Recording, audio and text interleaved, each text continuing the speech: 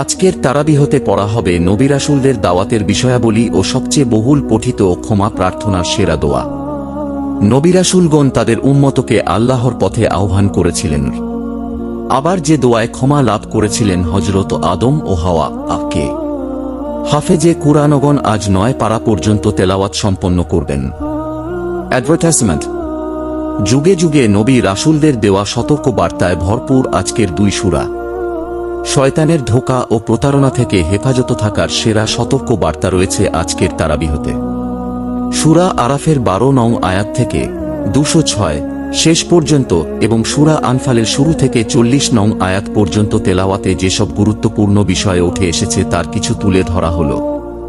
সূরা আরাফ 12-206।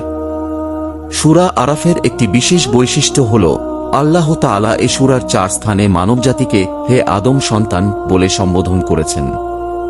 এ সূরায় হযরত আদম ও হাওয়া এর ক্ষমা প্রার্থনার ঐতিহাসিক দোয়া তুলে ধরা হয়েছে। মানুষকে পথভ্রষ্ট করতে শয়তানের আল্লাহর কাছ থেকে ক্ষমতা চেয়ে নেয়ার বিষয়টি উঠে এসেছে এ সূরায়।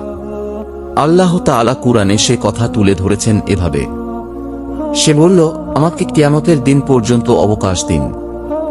আল্লাহ বললেন, নিশ্চয় তুমি অবকাশপ্রাপ্তদের অন্তর্ভুক্ত। সে বলল, আপনি আমাকে যেমন পথভ্রষ্ট করেছেন আমিও তাদের জন্য আপনার সরল পথে বসে থাকব।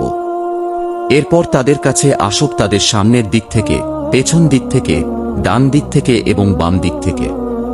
আপনি তাদের অধিকাংশকে কৃতজ্ঞ পাবেন না। সূরা আরাফ আয়াত